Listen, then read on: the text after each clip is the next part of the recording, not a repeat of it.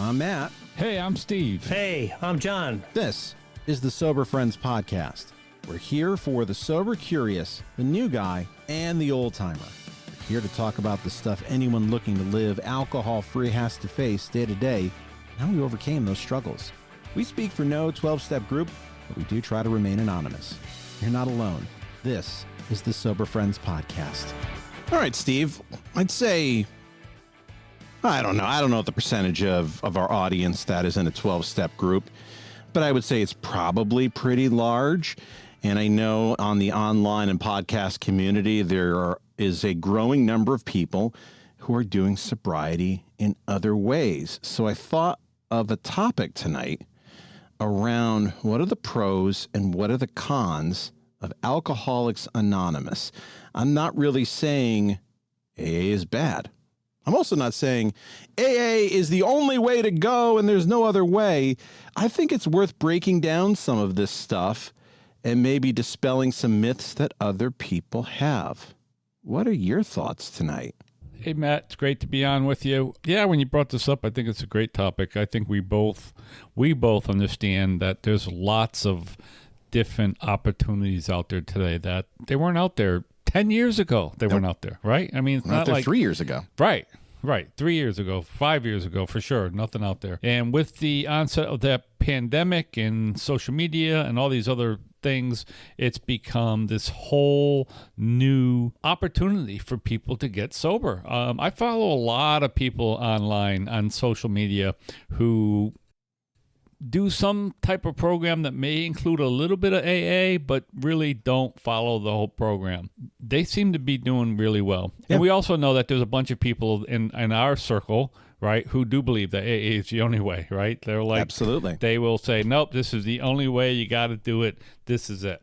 So there are there's a bunch of stuff out there. And like you said in the beginning, I think we'll talk about it and then we'll let the listener decide what they think about it. But yeah, I think it's a great topic. I think there's a lot of stuff to kick around and try to figure out. This is one that I want you to join in the conversation. Instagram at SoberFriendsPod, email Matt at SoberFriendsPod, the website SoberFriendsPod.com, because we're always looking for your ideas. Here's one pro of AA. It's the default setting for recovery. It absolutely is, right? I mean, if you go to therapies, you go to outpatient stuff, most of the time, again, not probably completely, and most of the time, they're going to suggest that you go to an AA meeting. And a big part of that, right, one of the other pros to AA is it's free. Yes. Right? It's free. I mean, you don't need to pay anything. If you have an extra dollar, you throw it in a basket when they pass it around. If not, it's not a problem. So it's a free. And I've heard it described as this, and I think it probably fits in some places. It's like a free group therapy, right? I mean, you go there, you talk about what your struggles are and why these struggles may lead you to drink, and you get some help from the group. It's a very low-cost option. So when we say free, it's a free will offering. Right. If you have means, it would be encouraged, throw a little bit more in there. Right. And the idea is maybe I can throw an extra dollar in there for the guy who's really suffering financially, because there is rent, although for the most part, rent for an AA meeting is pretty cheap. It is. Like $50 to $100 a month for, 4 hours a month, which in the grand scheme of things, that's why it's in churches, because they're giving us a charity discount for the most part. Right. So that, you could probably get the rent easily 1 or 2 meetings. You're good. And then everything above that is gravy that you can then, for supplies, for books, or whatever you want to do. But it is what you can give. And there are some meetings that barely scrape by, and that's okay. I would say this is another pro. It's not there to make money. It's not a profit-making organization. I know I'll use, for instance, Recovery Elevator has something called Cafe RE. It's $24 a month. It's $48. You're basically putting a deposit down for the first time. And it's an AA-like program that's online, but the guy is still making a profit. And understandable. He's running a website and he has people who are working for him. That's not the way it works in AA. The profit motive isn't there. Not at all. 100%. I mean, it is against, and again, if you've listened to this podcast or if you want to know some of the things, you can go back and listen to when we went through the 12 steps and 12 traditions. It'll give you a better understanding, especially the 12 traditions of AA, of how it's organized and some of the do's and don'ts. But you're absolutely right. It's, the primary purpose of AA is to bring the message of sobriety to the still suffering alcoholic. That is it. Like that's the message, right? That's the mission statement, if you will, of the program. So that is another pro. And listen, let's be clear here, okay? For you, it was the way you found sobriety, and for me, it was the way I found sobriety. And I certainly can't see that anything else would have worked for me at the time that I came in. All right. That's where I come from. So there's a lot to it. Another pro is the fact that typically you meet people in your community, right? Yes. So you end up with a community of people within AA, but they're also within the community where you live typically. So you have your neighbors. This, right. They're your neighbors, they're your workers, they work here, Perfect example is I was on Father's Day, my daughter came over and we were hiking a local mountain, Case Mountain here. And it's not a big, but I like to go hiking and my daughter knows that. So she always says, hey, you want to go for a hike? We go up there and as we're heading up the mountain, it's not even a big, I'm not even sure I'd call it a mountain, but it's called Case Mountain. But coming down is this guy I know through the program. And I haven't seen him since before the pandemic. He's on Facebook and I know him. Once in a while we'll chat a little bit. And it was like, hey, we get talking right in the middle of the woods, And so you have this community. To me, that's a huge part.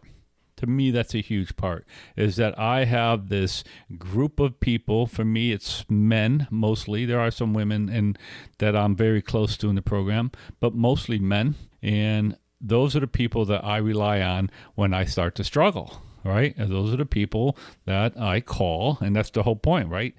These people that you could pick up, that you can call. There's a whole group of them. It's not a single number. It's not, a single therapist who may call you back. It's a group of people that on a personal basis. You call them, you will get a phone call back, or someone will pick up, and you have an instant ability to talk to somebody.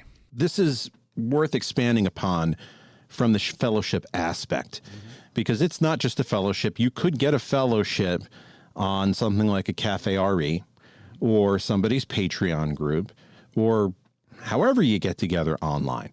If you're going to in-person meetings, especially in places like where we live around the Hartford area of Connecticut, there are just so many meetings that you really have to make an excuse not to go to one so that you can connect with a fellowship who is local, who lives in your town. And if they don't live in your town, I mean, Steve, you don't live in my town. You live the next town over. Right. Like my favorite pizza place is a walk basically from where you live. So we're in a place where not only do you meet people who can support you, you meet these people in person, their local telephone dial exchange. You can go over to their house like we did with John, with the Joe and Charlie stuff. You have people that you have physical contact with. I'll give you our first con, this guy. There are some people in the program who may have less than desirable sobriety or may have a belief structure that runs afoul of yours. And when people complain about AA, the number one thing I think people are really complaining about is not the program. It's some of the personalities. Yeah, it can be difficult, right? There are some people here still around, and it's changed a lot, but they're still around, where they are that cranky old person, and those people who think that, when you're new, you should just sit down and shut up and listen, and some of that is really good advice. Don't get me wrong, but if you're new and you come in here to this program and that's your introduction, that's sort of the face you see when you walk in, it could be very easily to say, no, that's not for me. And that is one of the cons, right? One of the cons is that you meet some people who are really diehard, big book thumpers. And, again, and this happens typically this happens before you get to know them, right? Because even those people who do that, once you get to know them, most of them are okay. Most of them have a lot more tolerance than they may appear to have on the surface. But that is a con. Another con I really think is what some people call the God aspect of it, right? I mean, obviously, that is a huge one, is that people feel like it's somewhat of a cultish thing. And the truth is, it is somewhat of a cultish thing. And let's face it, this book was written by mostly white Christian men. A couple guys who weren't that when they're in the beginning, but for the most part, it was. And it was put together by a group of guys who were in that demographics at the time. And when you read through this book, the materials, it very much speaks to that, right? It very much speaks to that. And again, you can get caught up in that and look at that and go, nope, I'm not doing that because of that, right? Like, that's not where I'm at. I don't believe that, so I'm not doing the program. I'm going back for a second to Big Book Thumper. Yeah. Because I consider myself a Big Book Thumper in the sense that the program is in the book Alcoholics Anonymous, not because I'm rigid, which is another one of these cons. I look at the book as that's the program. And if you start hearing things that are outside of what the book tells you, that's where I start having an issue. Yeah. Not because I'm inflexible. I'm a believer that there are things that need to be updated in the book. Not like, okay, we're going to remove steps, but more of some of the language in there. But I am a big believer of stick close to that book and you're probably going to be better off. We owe a lot of benefit to Hank Parkhurst. We've talked about Hank on previous episodes. Hank was kind of a God skeptic. And without Hank pushing Bill, it probably would be a righteous, salt of the earth Christian program that also helped alcoholics. Right. Because that was the Akron program. The Akron program, they still thought of themselves as Oxford groupers of first century Christianity. And they were doing it differently in New York. And a lot of that was Hank's push. So if you're one of these people who has a more liberal concept of what that higher power looks like, Hank Parkhurst, who nobody ever talks about, is the guy that you should thank. I think that is a big thing. I have a friend who doesn't go because one of the many reasons is the God thing. Mm-hmm. And I have my own struggle with God. It is okay to go in and have a different conception or no conception at all. Absolutely. And if somebody gives you a hard time, nod your head, take what you like, and leave the rest. That's okay. It's a spiritual journey, and it's something that's totally okay. But yeah, it's a legitimate hang-up. And it can be difficult. And again, we've talked about it before, and you will go to, and again, this is where if you go into the program, it's easy to walk in there and not be involved with it and immediately say, it's not for me. This is where I would encourage anybody to, if you're really struggling with sobriety, if you really are, and you've tried other things and it's not working for you, it's worth to give AA a try. And by giving it a try, I mean going to meetings and doing some of the work, okay, which for most of us mean getting a sponsor, okay? Mm-hmm. And that's part of the program. And that could be another con for some people, right? That feel like they need to have somebody tell them how to do this. But I think when you get somebody who's a good sponsor, they can help you through some of that God stuff, okay? I just know that if somebody came to me and said, listen, I want to get sober, but I don't believe in this God stuff, I would absolutely tell them that is not a problem. And if you come and let me work with you, I will show you how to do this program without ever believing in God, okay? There's other ways to do it. And the talk about that is the higher power, right? All you have to believe is that you're not God, right? Mm-hmm. And if you believe that you're not God, then you can do this program. And I mean that honestly, because there's so many ways around that. So, but it's a stickling point, and it's a point that, I've shared about it on here, that, it's something that I struggle with right now, is the whole concept of God. I don't feel like it threatens my program at all. I mean that. I don't feel like it does, because I know that the group of men I hang around with are stronger than I am alone. I am with them stronger than I would be alone, and that's good enough for me. That's my higher power right there. So that works for me. There is such a spectrum of view on God from the people I'm close to. We think of a guy like Mikey. Mikey loves to go to Catholic Mass and tells me he prays for me. Mm-hmm. It is very clear that he has a personal relationship with the Catholic Jesus Christ. In his heart, he knows that Jesus of the Catholic Church is real and is present in his life. And it makes a real difference for him. And meeting Mikey, you see it. You see that it's real and it really helps. And then I know other people who are hardcore atheists to the point that they don't realize atheism is their religion. Right. And that's okay. I have heard somebody mention, and I think by the very nature, I don't think this program would work if we had that hardcore Oxford group view, because it would then be a religious group. Right. Here's the issue is because we all have different perspectives and different personalities. I've heard it said this way. It's like everybody's standing in different points around a mountain.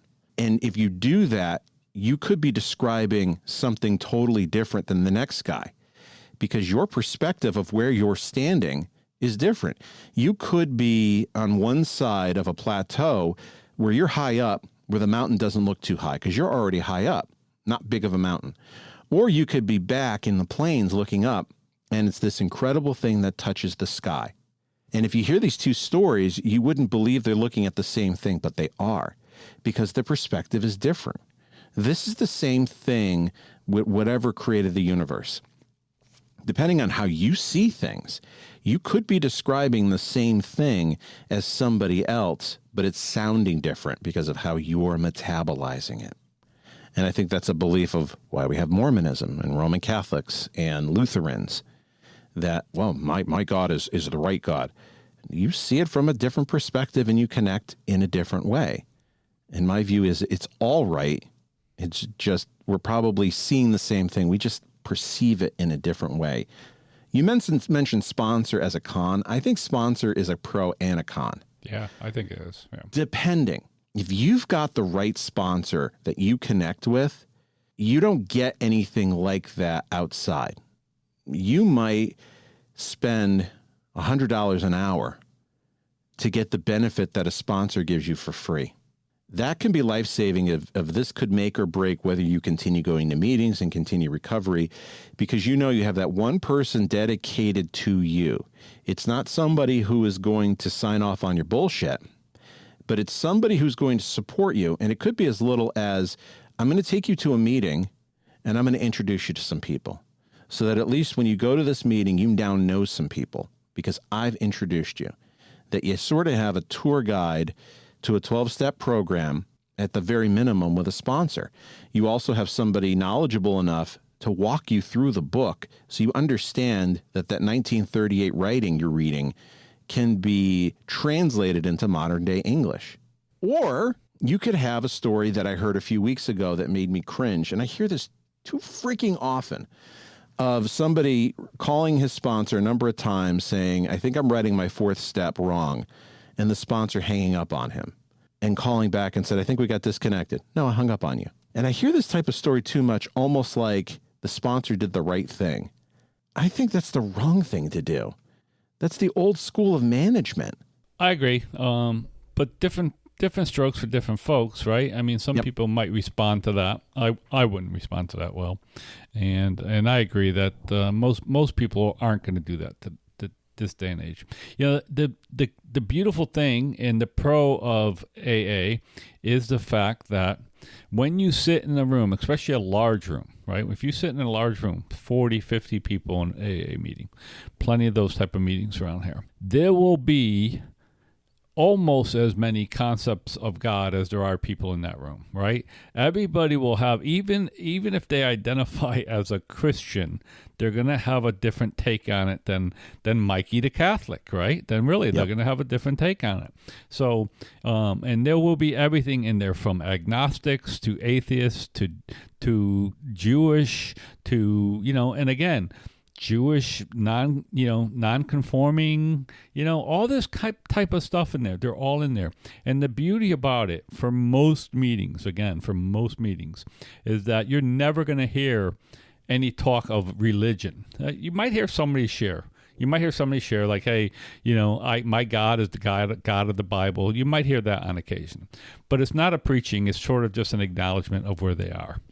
All of these people can coexist in one room and find recovery. It's such a huge pro. I will tell you this, is that I have a friend who has struggled with this program and been in and out, and was talking to him recently, and he was catching me up. I haven't talked to him in a while. He was catching me up on some of the stuff he was doing, and he's always wanted to go back to studying the Bible, and it's one of the things I talked to him, and he should try to find that. He grew up Catholic and all this kind of stuff, and he told me that he ran into this guy who he liked, and they were doing some Bible work, and he asked if this guy would sponsor him, and the guy said yes, and he started going to the church that this man went to, and he started being uncomfortable for whatever reason in that church, and he decided that was not going to work for him.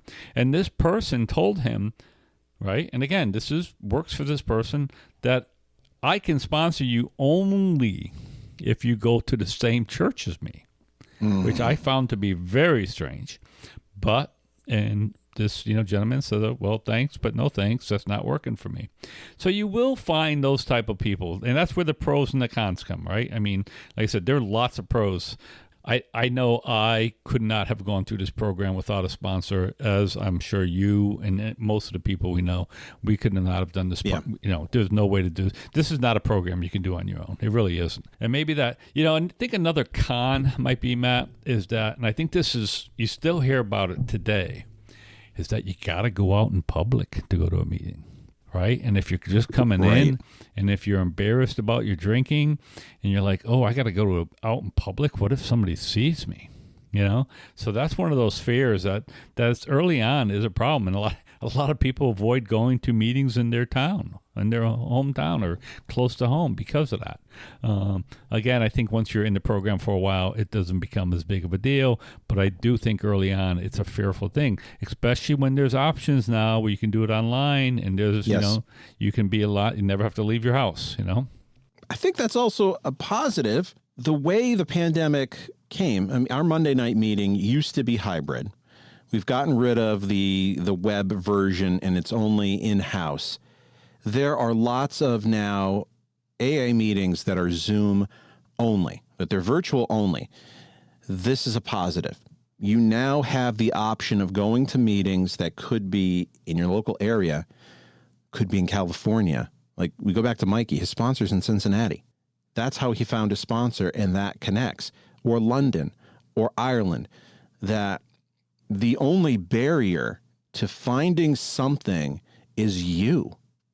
It's if you're not open enough to say, okay, I can only go to a Zoom meeting, they're around all the time. It's very easy to go on Google and find a Zoom meeting that's going to meet your needs. And I have been to Zoom meetings that have been amazing. Yeah. Well run. Absolutely. And there are people who want them to go away.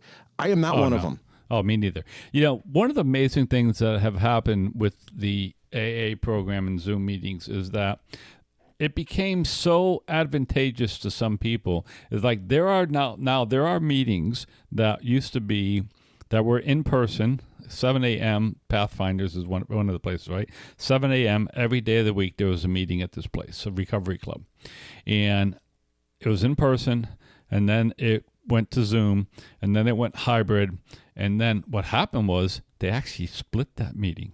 So now there's a Zoom 7 a.m. meeting and an in-person 7 a.m. meeting. Sort of the same meeting, but two different options, so you can go to either one. That's how popular it was, right, for certain people. Yeah. So that really is it's an advantage to that for certain people. Again, I'm a person, I like in person. Since I started going back in person, I do very little Zoom. I just who I am, right? I get fidgety. Yeah, and I just haven't. There's some good, and like you said, there are some really, really good Zoom meetings, and I know some guys who do good Zoom meetings, and they do them every week. But for me, I like the in-person stuff. This is the extrovert versus introvert thing. Depending on your personality preference, you may get a lot out of being in a virtual meeting, or your personality preference may allow your mind to wander like mine does, because I think I have undiagnosed ADHD. And so I struggle with just sitting still, and I start phasing out seeing all those people. Depending on your personality, it could be that lifesaver. Maybe you don't have a car. And for other people, they're extroverted and they need to be in person with people. Yeah. This is a beautiful thing. On the meeting end, the con, your meeting is only as good as the people in there. It's not like McDonald's that you walk into McDonald's and they're going to make a quarter pounder for you the same way every single place you go. There's consistency. There is no hierarchy in AA. So therefore, the flavor of meeting that you go to is going to be dominated by the people in it.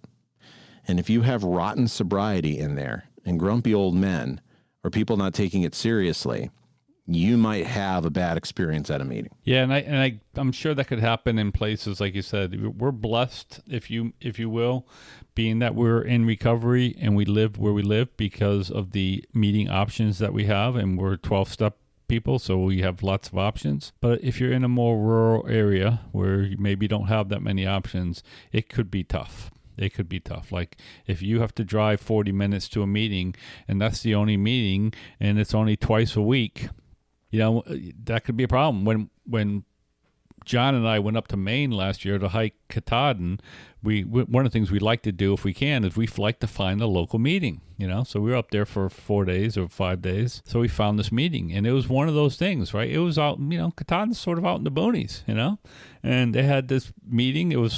This one meeting was twice a week at this church. And they had a noon meeting, but nobody went to that meeting, not many people. So it was like a Tuesday or Wednesday and Sundays. That was the meeting.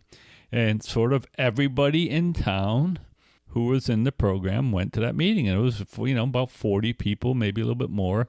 But you could tell. And there were some really tough personality conflicts. There was a guy who shared that day, I stopped coming to this meeting, talking about the personality conflicts. And that's difficult when you're out there in the boonies, and that might be the only meeting you go to. But then again, there you go. That's where Zoom comes in.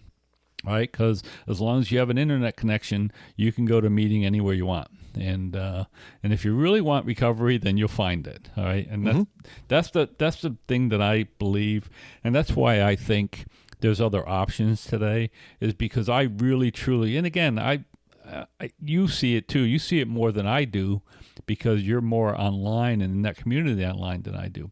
There are so many people that are getting sober through online communities, whether it's Instagram or, like you said, all those other ways that they do it. But there are so many people who aren't using a 12-step program. So I'm all for it.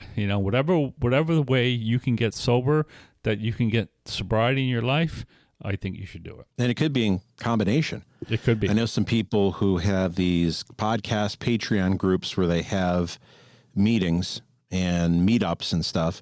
And some of those people pay for that service, and they go to these online meetings with their favorite podcaster. And a lot of those people, that's their only meeting they go to.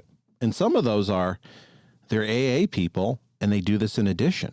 And I look at that and say, bravo. If you're going to do extra credit and try a bunch of different things together, good for you. If that's going to improve your sobriety, that's a really great thing. Here's another con. There's already a tried and true path for recovery. There's a cookbook that I can give you that's been tried and repeated, which is why psychiatrists and psychologists and doctors and treatment centers will point you in the direction of AA, that the material's already written. As a matter of fact, a lot of these other groups, they're borrowing from it, which is okay. But that's one of the positives. And not only that, there are traditions around how to behave to protect the people in. Mm-hmm. You don't have to reinvent the wheel there. Yeah, and I think you're exactly right. They are born, and they're taking what they want, and they're not leaving what they don't want, which is sometimes what you hear at a meeting. Take what you need, leave the rest, right? Which is that thing, Don't worry about the bullshit that's going on. Take what you need to help keep you sober. Listen, there's some great people out there. I do a follow on TikTok of a woman who she has a podcast with another guy who's also on there, and she talks about how she found sobriety through the 12 through AA, but she doesn't work the program. She's talked about it. I don't work the program. I don't have a sponsor. I'm not doing the steps, but she's really fond of the meetings and the fellowship and all that kind of stuff. And again, it's one of these things that it seems like it's working for her, right? I mean, she seems like and I don't know this person, but I also I have sponsees, right? I have sponsees who I took through the steps. They went to meetings with me. They did Joe and Charlie with me, and they're still sober today. And they just don't do the program like the way I do the program, right? They'll show up at meetings once in a while. I'll talk to them once in a while. And I'll just tell you, I mean, I know these guys, and they have pretty good lives, right? So who am I to say, like, oh, no, you need to do 3 meetings a week or your life's going to be shit? Well, their life seems to be pretty good without doing 3 meetings a week. My life, I think, if I don't do 3 meetings a week, could turn into shit, but that's me. Right, and that's the nice thing about AA. Probably is another pro is you can tailor it to what works for you. All right, if what works for you is a couple meetings a week, then that works for you. If it means that you need to go to, especially early on, the beauty about it, if you need to go to meetings every single night, it's available, and you do that. And again, that comes back to one of the pros. You can do that because there's very little cost associated with it. And the membership is clearly defined in a way that some other things are not. Your membership is a state of mind. One of my meetings that I went to very regularly had a big fight about a vote and trying to figure out who would be eligible to vote because they had to have their name in the book. And we went on and on and on and on and on. And one of the old timers raised his hand and he said, it's nice to have the names in the book, but your determination on whether you're a member of the group is determined on, do you believe you are a member? There's 2 things. You are a member, 1, of Alcoholics Anonymous if you have a desire to stop drinking. So I think back to, we had Gene McCarthy from the Bubble Hour on the show, and Gene never really worked AA. She went for fellowship because she wanted to meet other women in recovery. And it was sort of like she's on the fringes, but it worked for her. She's a member of AA because she has a desire to stop drinking. And you can be a member of AA just going in to want fellowship. That's the only thing that's ever defined there. And the same thing with being part of a group. And this guy was absolutely right. If you're brand new in this meeting and you're sober 2 hours, if you believe you're a member of that group, regardless of whether you have a name in a book or not, you're a member of that group. If you go to that group for the last, and I know somebody who believes this, who goes to this meeting for 30 years religiously and doesn't believe he's a member of that group, he's not a member of the group. Name in the book or not, going every single week for 29, 30 years or not, he leaves at the business meeting. He has a resentment towards the meeting. He's not a member of the group, and both are okay. It's like, it's like I show up for my job. I believe I have a job, then I'm employed at that place. I don't believe I work for that company, but I've done 29 years of work for them and take a paycheck. I don't work for the company. Nowhere else but AA or a 12-step group is that thought process makes sense. Nowhere. If I want to go to like Recovery RE or RE Cafe, I'm not a member until I give them $24. Right. If I believe in AA, even if I haven't gone in 4 weeks, if I still believe I'm a member of the Monday night group, I'm a member of the Monday night group. Yeah. It's just the way it is. And I look at that as a positive. And that is a positive, right? Is that you as soon as you say you belong, Right. and nobody can take that away from you. And that's one of the beauties of it. I mean, like I said, if you're wondering what we're talking about, go back, look, think about listen to the episodes on the traditions, and it'll give you some of the ideas, or look up the traditions of AA, and it'll tell you how it's structured and how you can find out if you're a member or not a member, and the do's and don'ts of it. It was really was pretty ingenious how it was put together, because it's something that's lasted 75 years and 78 years now, I guess. It's still going today, and still helping people get sober each and every day. And it really feels as though it was the first thing of the history of humanity with alcoholism. Doctors had no idea what to do with these people. They could treat them. Maybe they'd have some type of spiritual experience. We had the Washingtonians around the Civil War, but they petered out because they didn't have a singleness of purpose. But Right. we had like recovery centers. They were drunk tanks, but the doctors would treat them, send them out, and believe, maybe I'm not going to get the bill paid. They're probably going to go out and drink. Yeah. Until this, there was nothing. So this is the first open door of, wow, there's actually something that works.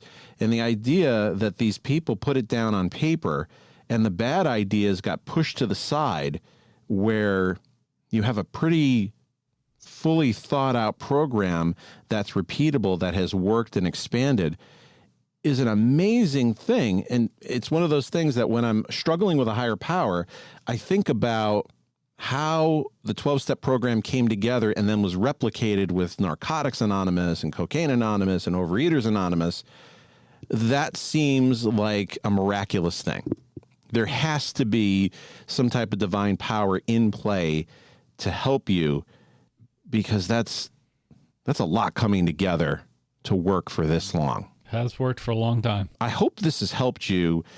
If you don't know AA, or you're AA curious, or you don't like AA, or you're like me, I was looking for a podcast like this when I first came in because I was a nerd and I just wanted to learn it. And the closest I found was Mark's Recovered podcast, because he talked about topics like this of what is it, so that you can go in and you get an idea of what you might go into your first meeting and what you might expect.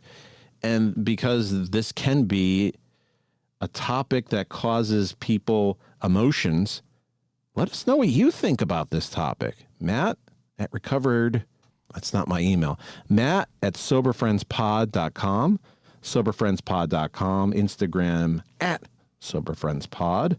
Steve, another great podcast. Thank you for your part.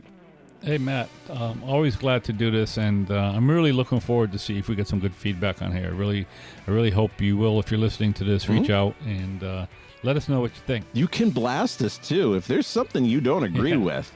We're not Absolutely. wilting flowers. Absolutely. Sometimes you've got to push and pull on an idea, as long as you're not, F-bombing us. Respectfully, if there's something you don't agree with, call us out. Maybe you let can us help know. us out. All right, Matt. All right, Steve. Everybody, we'll see you next time. Bye, everybody.